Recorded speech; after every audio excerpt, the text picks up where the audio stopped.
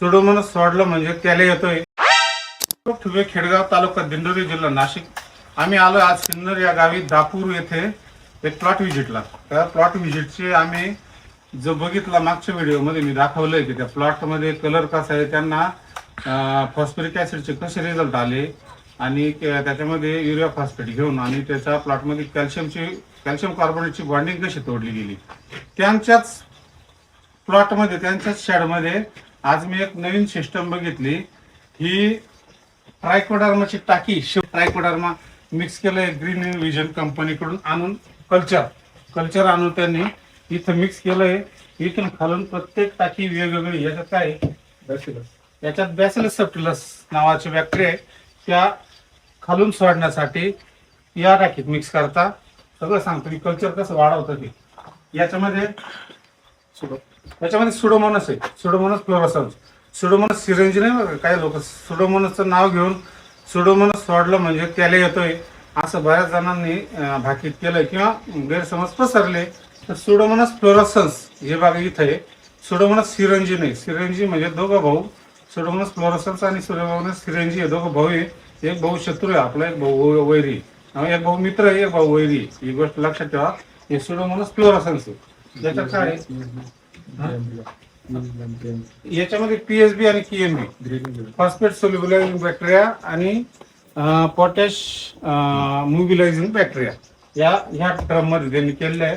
त्या be green विजनच आणलेलं आहे त्यांनी.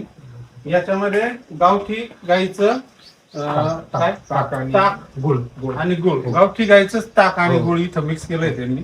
हे सोडण्याची सिस्टम इथं ईएम केलंय त्यांनी. ईएम कल्चर हे केलंय. आता त्यांचं सिस्टम मिक्स करण्याचं जसं टेक्निशियन सांगतील, त्यांचे जे आहे ते सांगतील तशा हिशोबाने तो फॉर्म्युला करून तो सोडतो. इथं मडपंप, हा मडपंप आहे.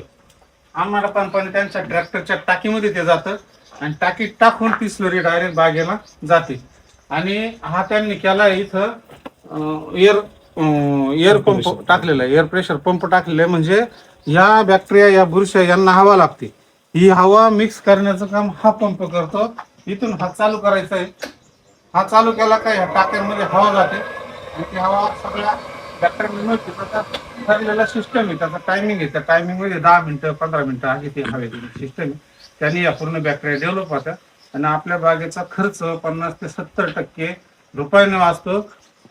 आपण म्हणतो डाळिंबाचे रेट कमी नाही झाले, आपला खर्च वाढलाय. लोक म्हणता याचे भाव नाही वाढले, आपण गरीब झालो. ही गोष्ट लक्षात ठेवा. तर शक्यतो खर्च कमी करा. आपले डाळिंबाचे प्लॉट 50 ते 60 रुपयापर्यंत जातील, हाच गृहीत धरून खर्च करा.